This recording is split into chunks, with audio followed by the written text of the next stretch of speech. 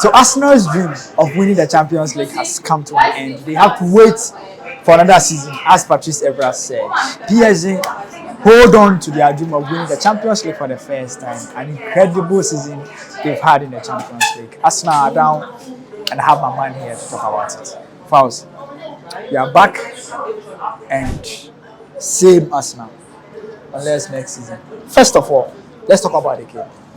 First half, poor Arsenal, bad performance from Arsenal. Second half, they came in, they considered the second goal. As we said in the analysis, that whoever scored the second goal wins the game. How will you sum up today's game?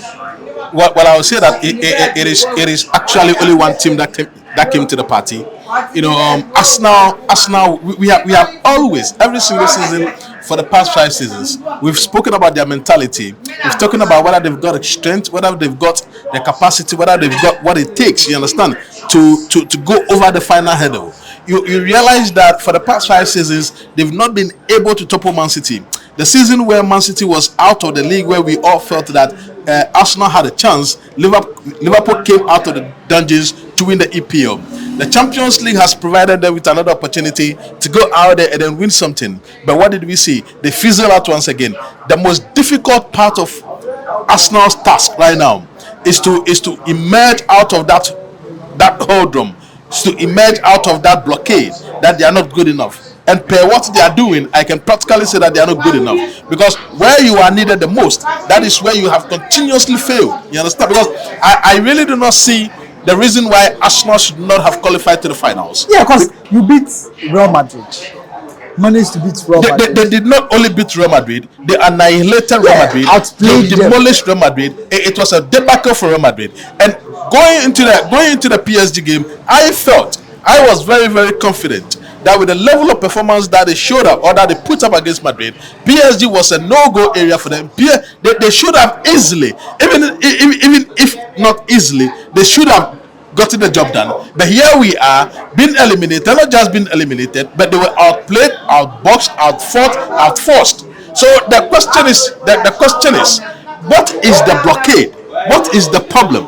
What is the hindrance? What is preventing Arsenal from going over the wall? So for you think it's not tactics, football is mentality? It is not tactics. You see, sometimes you would have to go beyond and above. You understand? Tactics do not win you games all the time. Sometimes you would have the mentality. Sometimes you need some boys to just like for example, yesterday, Inter Milan against Barcelona.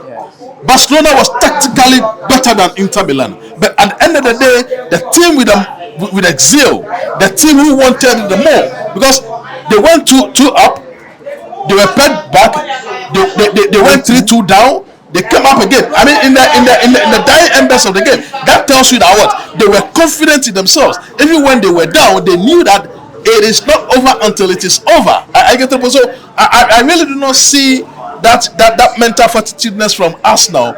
You realize that in the first half, when they went 1 goal down, they stopped playing.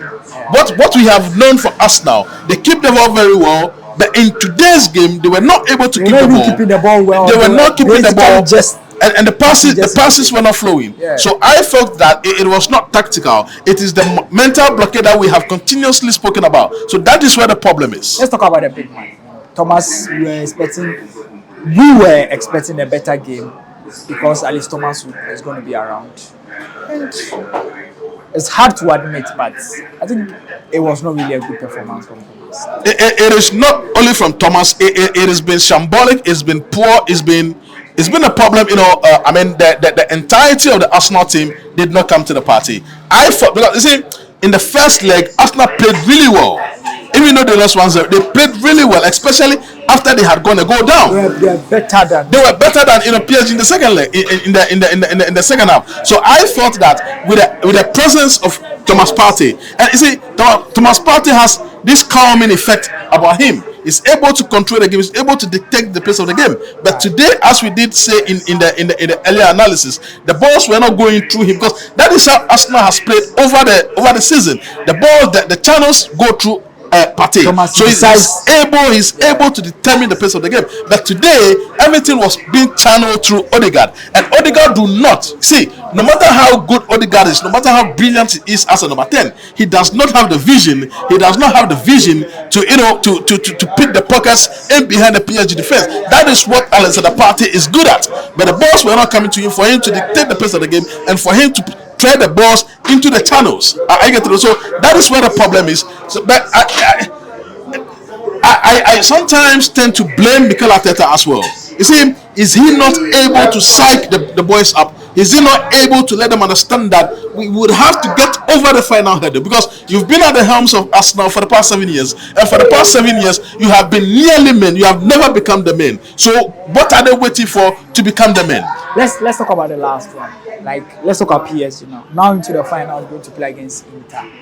What a season PSG have had in the Champions League. Are they favorites? Like, let's talk about PSG in the finals. Well, you see, I would not necessarily have to speak about finals because I would have to take it from a precedent. You understand? I mean, when PSG beat Man City, they annihilated Man City. That was when I realized that there is some aura about them. They were not scared of Man City. They beat Man City home and away, right?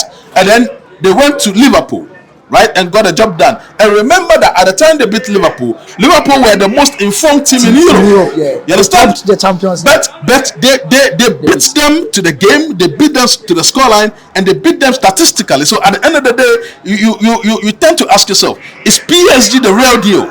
And per what they have been able to do, I can suffice to say that they are the real deal. But you see, Inter Milan is a different animal altogether. Inter Milan is a different proposition altogether. Right. And for them to have gotten the job done against Barcelona, look at the way they got the job done. They can save possession to you, but the most important thing, which is the goals. And you see, they've got goals in them. Because for them to get 7 goals against Barcelona, it shows that what they've got goals in them.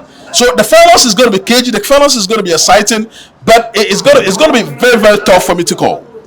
Fine, let me ask you this: what's next for Arteta now? Like, should Arsenal look beyond him? Should they start looking for a coach?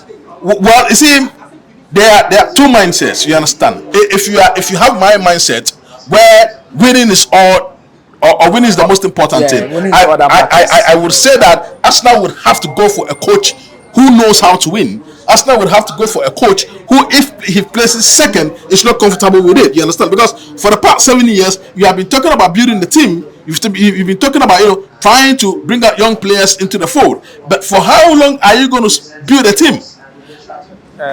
Luis Enrique went to PSG, and within a season, look at the way he's changed their mentality. Look at the way he's transformed the team. He's been able to ship up their best players. Mbappe is gone. Lionel Messi is gone. What's the name? Neymar is gone.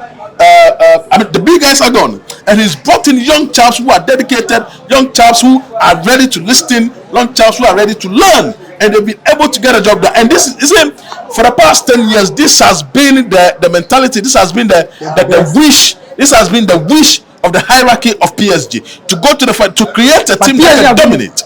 But PSG have been in the finals before. No, PSG has been in the finals before, but they were not dominating world football. I get to the point because they were in the finals against Barcelona. They were in the finals against Bayern Munich, and Bayern Munich dominated that game, winning by a goal to nil. And that was when they had the big boys. That was when Lionel Messi was there. That was when Neymar was there. That was when Kylian Mbappe was there. That, you understand? So at the end of the day, the vision is to win the Champions League, because for the French League, it is certain that they're always going to win. But the vision is to get to the semis, the finals of the Champions League, and be able to win it. So the question then is that, would they be able to get over the final hurdle, which is the finals? It's going to be a very tough game. But for me here, I look at this Arsenal performance and I'm extremely disappointed, because I don't know what Arteta wanted to play, and I don't know why he decided to go for crosses into the box. I don't know how he analyzed PSG side to think that they are the side that would concede from header goals. It was very bad. The first half was very poor. The second half they tried to play through Thomas, but at that time I think he was out of the game. Yes, we were expecting Thomas to really dominate the game, but also I think how Arteta wanted to play really caused Thomas. They just wanted to go through one channel, through Thomas, through Saka, or maybe because the first leg Martinelli was just bad, they decided not to just go through him and go through Saka. Yeah, Saka ended up scoring a goal, but when they made the job very, very easier for PSG in terms of defending, when they decided to just go through Saka, and it was easier. All that PSG needed to do was just double up. Whenever Saka gets the ball, prevent him from cutting onto his left and prevent him from hitting the ball. It was just simple. It looks like Arsenal made it easier for PSG to beat them. Of course, that is one aspect, or that is one angle from which you can take it from. But you see, Saka is not. I have always indicated Saka is not world class for you to build a team. Really? No. You see, let's be sincere with ourselves. Saka is a very good player. I get to the point. But is Saka alone going to carry Arsenal to win the Champions League? Absolutely no. Absolutely no. See, Lamine Yamal can beat 3-4 players. That is his skill set.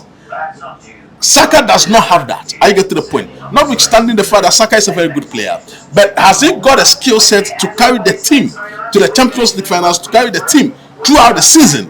That is the question. Nobody is in doubt about his mentality. Nobody is in doubt about his talent.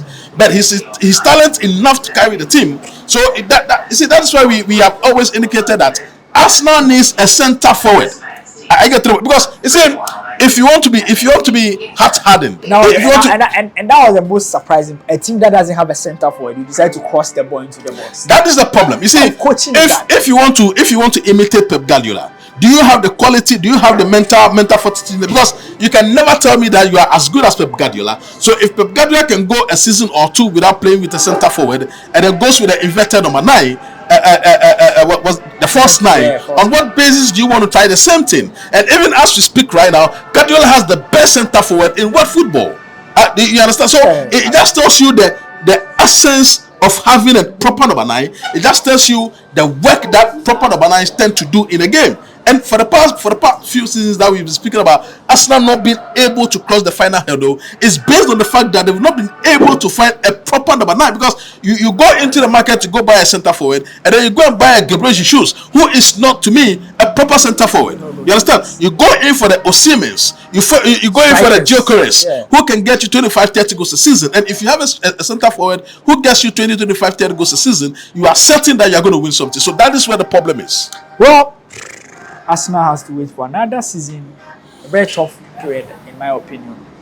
We wanted Arsenal to win, maybe because of Thomas, but at the end of the day, PSG just dominated the game. They are into the finals for the second time in the Champions League. Maybe this time around they can win. But the important part is that they are playing against Inter, a side that managed to beat a Barcelona team that looks like the favorites. My name is Delali Frank. I did it with my good friend Faust. Until we meet again, bye-bye for now.